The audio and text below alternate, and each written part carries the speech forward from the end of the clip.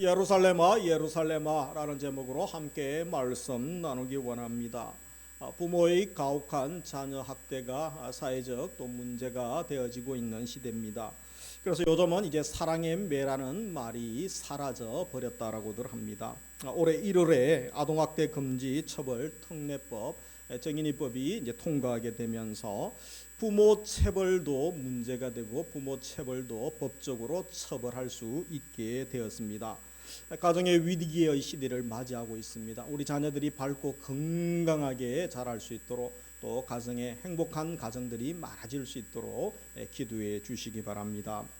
한 홀 어머니가 있었습니다. 어린 아들과 두 명이 살고 있었는데 아들이 어리지만 그래도 사회의 여러 가지 조롱과 왕따에 이겨서 밝고 건강하게 자라기를 원했습니다. 이 아이가 어릴 때 잘못해서 눈물로 종아리에 매를 듭니다. 사람들이 아비 없이 자라서 그래 이런 말 듣지 않으려고 아이를 바르게 키우려고 그렇게 애를 썼지만 아이가 사춘기를 지나면서 또 점점 어긋나고 있었습니다. 그래서 매를 들었습니다. 밤에 자고 있는 아들 다리 상처에 연고를 발라주며 어느 어머니는 한없이 억울하고 또 서러워서 눈물을 흘립니다. 어머니의 마음을 모르는 아이는 맞은 것이 억울하고 또 자기를 때린 어머니가 어릴 때는 믿기만 했습니다. 세월이 지나 어머니도 병이 들어 이제 세상을 떠났습니다. 그 아들도 자라서 자기도 자식 가진 부모가 되어집니다. 자식 길러보고 나서야 어머님이 자기를 얼마나 사랑하고 헌신하셨는지 그때 깨닫고 산소에 가서 한없이 눈물을 흘립니다. 이처럼 자식이 부모 마음을 깨닫고 은혜에 감사하고 싶지만 때가 늦어버리는 경우가 많이 있습니다. 뿐만 아니라 우리도 하나님의 자녀로서 하나님 아버지의 은혜를 하나님의 마음을 모를 때가 있습니다. 오늘 본문에 계속해서 23장에 등장하는 바로 그릇된 종교 지도자들 바리새인과 서기관들이 그러한 부류였습니다. 그래서 우리 13절부터 36절에 보면 예수님께서 또 7번의 심판 저주 심판의 말씀을 하셨죠. 서기관과 바리새인들의 외식을 지적하면서 이 종교 지도자들을 문책하면서 말씀하셨습니다. 화 있을진저라는 저주로 시작되는 7번의 심판선언, 어떻게 보면 예수님의 성품과 맞지 않는 너무 강도 높은 이런 비난 저주의 말씀 아닌가 싶을 정도로 신랄한 비판과 저주였던 것입니다. 오늘 37절부터 39절은 먼저 예루살렘을 향한 예수님의 탄식과 멸망에 대한 예언의 말씀을 하고 있습니다. 올해 37절 같이 한번 읽습니다. 예루살렘아 예루살렘아 선지자들을 죽이고 내게 파송된 자들을 돌로 치는 자여 암탉이 그 새끼를 날개 아래에 모음같이 내가 내 자녀를 모려한 일이 몇 번이더냐. 그러나 너희가 원하지 아니하였도다. 그래서 예수님께서는 그들이 외식하고 범죄한 대가로 주님의 긍휼을 무시한 대가로 너희가 황폐하여질 것이다, 버림받을 것이다 라는 최후 심판의 말씀을 하고 계시죠. 그런데 그 말씀을 보면 바로 그 심판을 선포하는 말씀 속에서도 예루살렘아 예루살렘아 바로 예수님이 안타까워하는 마음이 녹아져 있는 것입니다. 두 분이나 반복하여 예루살렘을 부르면서 애절하신 주님의 마음이 한탄하시는 마음이 느껴져야 되는 것입니다. 왜 예루살렘이라고 부르십니까? 정치적, 경제적, 종교적 중심지였죠. 그래서 이 정치적으로 이스라엘의 수도였습니다. 그리고 다윗 왕의 고향이었습니다. 종교적으로는 하나님의 임재를 상징했던 성전이 있는 곳이었습니다. 하나님을 예배하는 예배의 중심지였습니다. 그래서 예루살렘은 살렘의 성이죠. 이 샬롬의 성이고 정의와 평화가 이루어지는 상징적인 장소였던 것입니다. 그러므로 이스라엘의 정치적 종교적 중심지인 이 예루살렘이 황폐할 것이다 라는 이 탄식은 예루살렘 성의 1차적으로는 이제 파멸을 예고하는 것이죠. 그러나 또 한 가지는 이스라엘 하나님의 백성들이 범죄하여서 그들의 범죄에 대한 탄식이기도 한 말씀인 것입니다.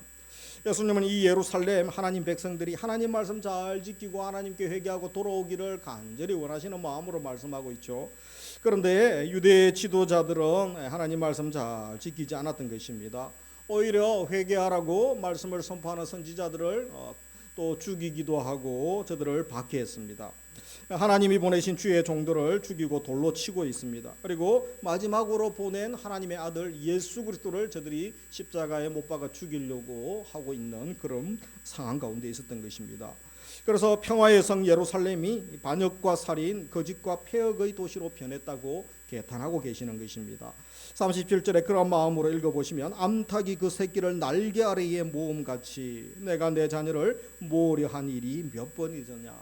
독수리가 먹잇감을 발견합니다. 그래서 암탉을 새끼를 공격하기 위하여 이제 또 공격해 들어올 때 암탉이 그것을 알고 빠르게 새끼를 품에 안죠. 보호하기 위하여. 그것처럼 바로 우리 주님도 그렇게 하셨다라는 것입니다. 이스라엘을 원수의 공격에서 보호하고 안전하게 또 지켜주신 적이 한두 분이 아니었습니다. 이런 예수님의 독서를 보면서 저주의 말씀을 지금 하고 계시지만 결국은 예수님의 저주와 독설은 미움이 아니라 사랑의 마음이 녹아져 있음을 우리가 알아야 되는 것입니다. 부모의 마음이 그렇다는 거죠. 자식이 너무 잘못하고 마음을 아프게 할 때는 집 나가라 그런다고 자식이 집 나가면 부모의 마음을 모르는 것 아닙니까? 저주와 멸망과 심판을 선포하는 그 순간에도 예수님은 그들이 회개하고 돌아오기를 원하셨습니다. 그들을 사랑하는 마음으로 구원하고자 하는 마음으로 이 말씀을 하시는 것입니다. 충격요법인 것이죠. 그러나 그들은 주님의 손길을 거부하고 대적하였기 때문에 자신들의 멸망의 날을 앞당기고 심판을 자초하고 있는 상황이 된 것입니다. 그래서 38절에 보라 너희 집이 황폐하여 버려진 바 되리라. 그들이 하나님 사랑의 손길을 거부했기에 하나님을 할 수 없이 심판하시게 된 것입니다. 이 예언의 말씀은 1차적으로 AD 70년 디도에 의하여 로마의 디도에 의하여 예루살렘이 멸망당하게 되죠. 그러나 영적으로 보게 된다면 이 건물 예루살렘 성전이 무너진 것보다 하나님이 함께 하시고 바로 임마누엘이신 예수님을 버린 것이 곧 성전이 무너진 것과 같은 것이고, 그리고 예수님께서 버린 그곳이 바로 황폐한 장소가 된다라는 말씀인 것입니다.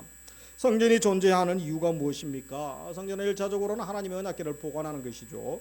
그리고 하나님과의 언약을 지켜 행하고 하나님과의 언약 관계를 신실히 이행하기 위하여 성전이 존재했던 것입니다. 주님의 임재, 주님과의 관계 맺음을 위해서 성전이 필요했는데 이미 그 관계의 맺음이 깨어졌다면 건물 성전은 더 이상 의미가 없기 때문에 성전을 황폐화시키겠다고 말씀하고 계시는 것입니다. 성전의 황폐는 곧 하나님과의 분리죠. 하나님의 떠남을 상징하는 것입니다. 그러나 우리가 여기서 잊지 말아야 할 놀라운 사실은 성전 건물의 황폐화, 또 예루살렘이 황폐화될 것이라는 말씀은 1차적으로 심판이죠. 그러나 심판만 있는 것이 아니라는 것입니다.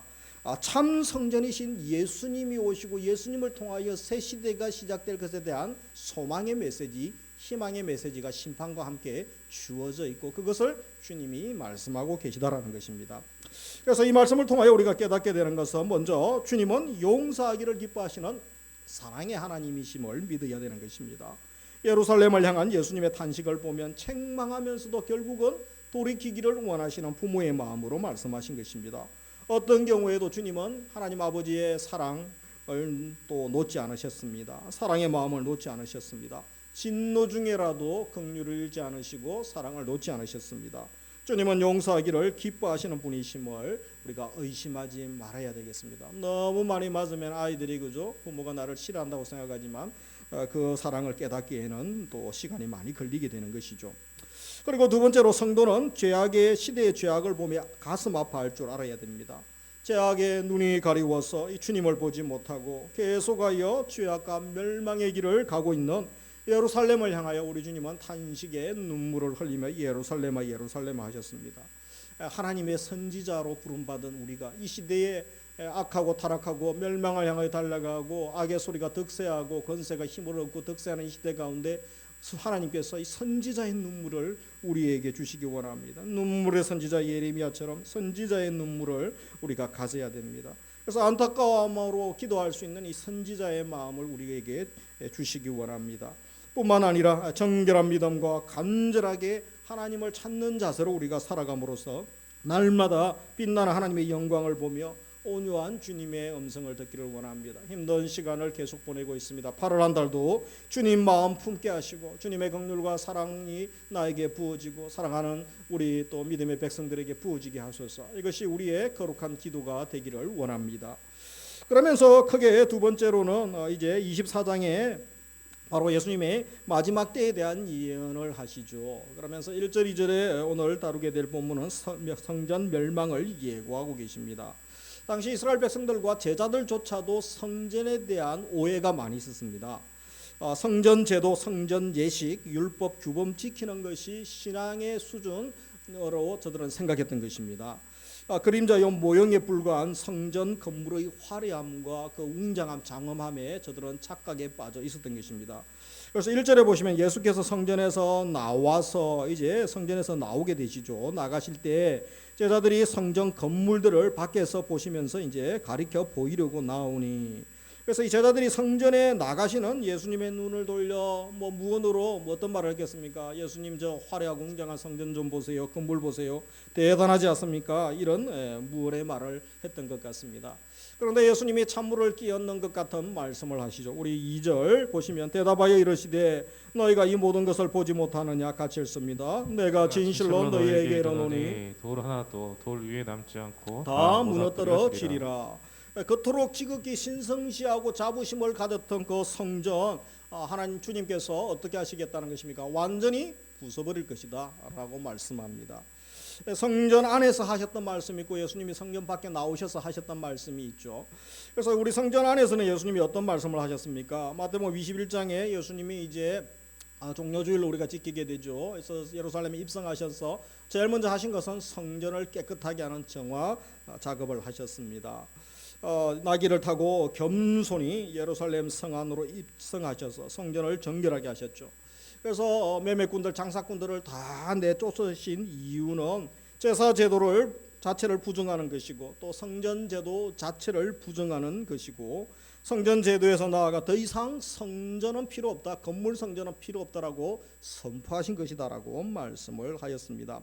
왜냐하면 예수님이 며칠 있으면 이제 대속제물 하나님의 어린 양으로 십자가에 죽으시고 부활하심으로 영원한 제물이 되시죠. 영원한 제사를 드리실 것이기 때문이었습니다. 참 성전이신 예수님이 오셨기 때문에 더 이상 모형으로만 있었던 건물 성들은 이미 목적을 다 다한 것이죠. 그래서 더 이상 존재할 이유가 없습니다. 그래서 황폐하게 될 것이다, 완전히 무너질 것이다 라고 말씀하시면서 38절에 보라 너희 집이 황폐하여 버려진 바 되리라 라고 말씀하신 의미가 있는 것입니다. 그래서 성전 안에서는 뭐라고 하셨습니까? 더 이상 성전은 필요 없다, 주님이 오셨기 때문에. 그리고 성전 밖에서 하시는 말씀은 이제 성전이 무너질 것이다 라고 말씀하시죠. 그 당시 예루살렘 성전은 세 번째 건물로 지어진 성전이었습니다. 제일 처음에 지어진 것은 이제 솔로몬 성전, 그리고 그 다음에 바벨론 포로 이후에 스룹바벨 성전이 지어졌죠. 둘 다 건물이 이제 허물어지고 없습니다. 그리고 세 번째 지금 헤롯 성전이 건축 중에 있습니다. 예수님께서 헤롯 성전에 들어갔다가 나오시는 그때는 아직 성전이 완공된 시점은 아닙니다. 계속 성전이 건축 중에 있습니다. 그런데 얼마나 헤롯이 잘 지었는지, 헤롯은 이제 건축광이라고 하죠. 이 건물에 미쳐 있습니다. 건물을 화려하고 잘 지고 이름을 드러내기 원했던 자죠. 그래서 성전이 완공되지도 않았는데 공사가 한창 진행 중이었는데도 불구하고 그 규모가 화려하고 대단했습니다. 그래서 당시 세계에서 가장 경이로운 건축물 중 하나로 손꼽힐 정도로 대단한 성전이었다고 합니다. 그러나 예수님께서 다시 한번 분명하게 선포하셨죠. 2절에 대답하여 이르시되 너희가 이 모든 것을 보지 못하느냐? 내가 진실로 너희에게 이르노니 돌 하나도 돌 위에 남지 않고 다 무너뜨려지리라. 그래서 이 사용된 이 돌 하나가, 성전의 돌 하나, 그냥 자그마한 돌멩이가 아닙니다. 큰 그저 대리석, 엄청난 무거운 여러 사람이 들어야 되는 돌 아닙니까? 상당히 큰 것인데, 근데 주님 말씀은 돌 하나도 그 돌 위에 남지 않을 정도로 완전히 표로 만들어버리겠다라고 말씀하십니다. 이 말씀은 1차적으로 로마 디도 장군에 의해서 70년에 무너지게 되죠. 그런데 이 헤롯 성전이 언제부터 건축되었느냐? 80년간 공사를 했습니다. BC 20년에 이 공사가 시작되어져서 물론 외부 그리고 또 내부 공사를 하게 되죠. 성전 완공이 AD 63년입니다. 그래서 예수님은 이제 완공은 못 보시죠. 먼저 부활 성천하셨기 때문에. 그런데 이 성전이 완공된 후 70년이면 7년 만에 성전이 다시 허물어집니다. 80년 공사해서 7년 만에 잠깐 보고 무너질 건물을 누가 짓겠습니까? 그런데 이것을 보면서 인간이 한치 앞을 알 수 없죠. 인간의 자랑과 자부심이 얼마나 허탄한 것인가, 우리가 깨달아야 됩니다. 내가 내 일을 계획하고 하지만 그러나 하나님의 손에 허락되지 않은 것은 한순간에 다 허물어지고 의미가 없는 것이 되는 것입니다. 또 한 가지, 인간의 허무함뿐 아니라 궁극적으로 이어는 종말 심판과 연관이 있다는 것입니다. 이것은 예수님의 십자가 죽음과 부활을 믿는 자들에게는 이제 건물 성전이 아니라 교회가 성전이 되고 우리가 하나님의 교회가 되는 것이죠. 그리고 천국 백성이 되는 복을 주십니다. 그러나 예수님의 십자가와 부활을 믿지 않는 자들에게는 영원한 지옥 심판에 이르게 하심으로 이미 종말 심판이 선언된 것과 같다는 것입니다. 그래서 오늘 우리 24장 1, 2절의 말씀을 보면서 우리가 무엇을 깨달아야 되겠습니까? 먼저 더 이상 특별한 건물이 성전이 아님을 알아야 되겠습니다. 성전 우상주의에 빠져 있는 사람들이 많습니다. 성전 건물은 결코 영원하지 않습니다. 이스라엘 역사를 통해서 이미 우리가 알고 있는 것입니다. 그래서 솔로몬 성전도 무너졌습니다. 스룹바벨 성전도 무너지고 헤롯 성전도 짓고 있지만 곧 무너지게 될 것입니다. 영원한 건물 성전은 없는 것입니다. 하나님께서 다윗과 솔로몬에게 이제 솔로몬 성전을 짓게 하실 때도 하나님이 그 집안에 내가 영원히 살겠다라고 말씀하신 적이 없으신 것입니다. 건물 성전이 결코 이스라엘의 안전을 담보해 주는 것이 아닙니다.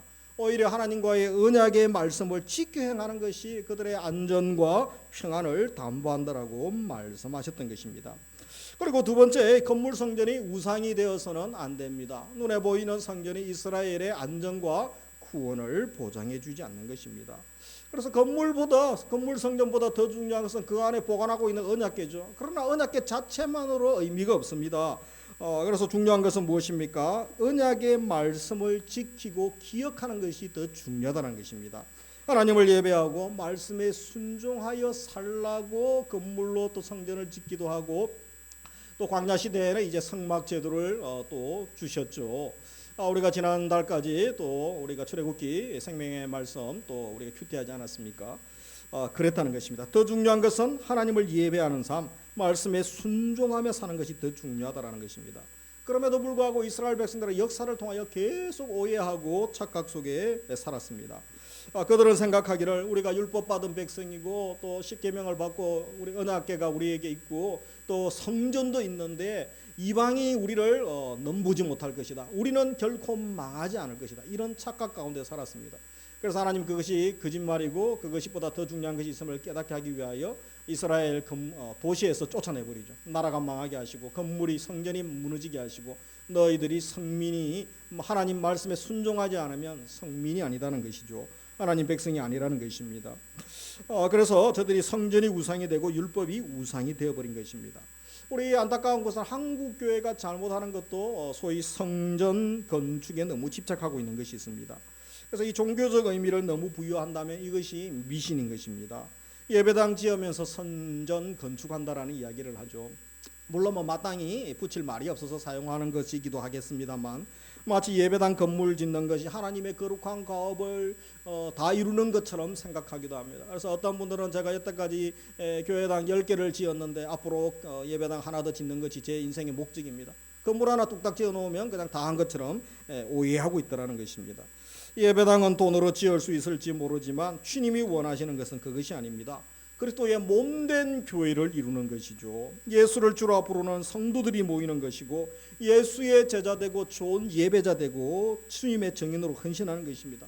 영적 교제가 이루어지는 바로 교회의 공동체를 이루는 것, 그것을 주님은 더 원하시고 기뻐하심을 알아야 되는 것입니다. 주님이 오셔서 온전한 제사 드리시고 나면 성전이 따로 필요 없어지고 모인 곳이 다 거룩한 곳이 되기 때문에 그렇습니다. 그래서 예배당만 성전이 되는 것이 아닙니다. 참 성전은 주님의 임재가 있는 곳이고 주님을 만나는 곳이어야 됩니다. 그래서 우리가 주님을 예배하는 이 성전이 또 참 성전이 되기 위하여 예수 이름이 높임을 받고 하나님의 임재가 경험되는 예배를 우리가 드려야 되죠. 그리고 하나님을 찬양하는 곳, 그것이 바로 진정 주님이 임하시고 참 성전이 되는 것입니다. 그래서 우리가 비대면 상황 가운데 가정에서 정말 진정으로 주님의 임재를 사모하고 말씀을 사모하고 자녀들과 함께 단정한 모습으로 예배 드린다면 그곳이 하나님의 영광을 부어주시고 성전이 되고 또 성도 한 사람 한 사람 모인 곳이 교회를 이루는 것입니다. 결코 강대상이 지성소가 아닙니다. 회중석이 또 성소가 아니고 마당이 여인의 뜰 또 이방인의 뜰이 아닌 것입니다. 이 건물은 용도 있게 사용하면 되는 것입니다. 우리가 화려한 건물, 큰 건물, 이 성전 건물 건축에 쏟지 말아야 되는 것입니다. 미련두면 안 되는 것이죠. 사람 수 많은 것, 어떤 경우에는 재정이 넉넉한 것, 이런 것 자랑해서도 안 되는 것입니다. 정말 중요한 것은 무엇입니까? 그곳에 하나님이 임재하고 계시는가, 하나님이 통치하시고 하나님의 말씀이 온전히 실현되고 있는가, 이것이 더 중요하다는 것입니다. 그리고 세 번째 기억할 것은 예배당이 성전이 아니라 교회가 성전입니다. 건물이 성전이 아닙니다. 이제 예수님 믿는 우리 성도들의 모임이 교회고 성전 아닙니까?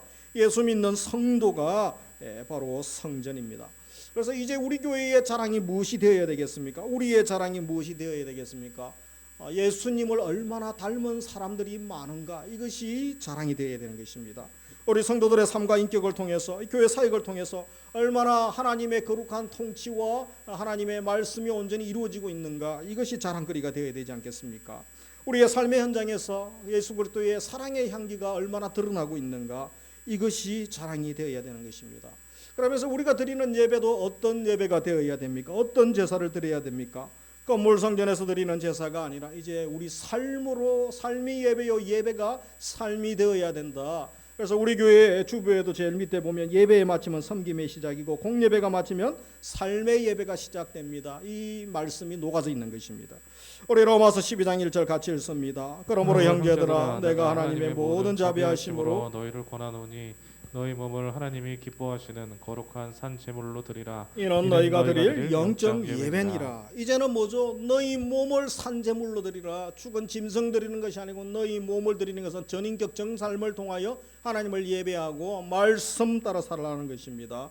삶이 제사고 예배인 것입니다. 매일 삶의 제사를 드리라는 것입니다.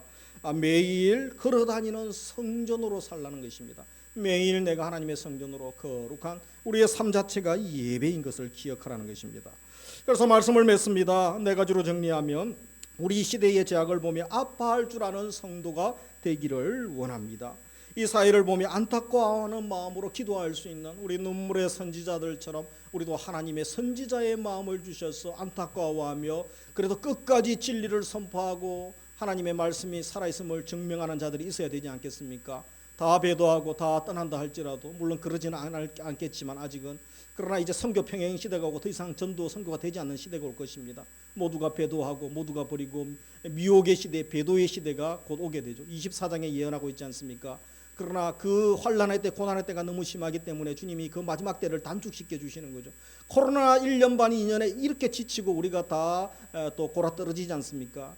그러나 주님이 그 환난을 단축시켜 주시는 것 얼마나 감사합니까? 끝까지 남아 있어야 되는 것입니다. 끝까지 주님의 마음을 품고 기도하고 갈라진 틈, 재난의 그 현장에서 기도하고 눈물로 불쌍히 여겨주시고 다시 한번 부흥을 주시고 회복을 주옵소서. 그 사람이 한 명이라도 있어야 된다는 것입니다. 예루살렘을 다니면서 의인 한 명만 있으면 내가 예루살렘을 멸하지 않겠다고 예레미야에게 말씀하셨는데 그 시대에 그 의인 한 명이 없었던 것입니다. 우리 시대에도 주님이 그렇게 말씀하신지 모릅니다. 겉으로는 예배드립니다. 우리 가정이 예배드립니다. 그러나 내 할 것 다 하고 말씀이 그대로 집행되지 않고 하나님 없는 것처럼 살아가고 있다면 그것이 무신론자와 다를 바가 없는 것입니다.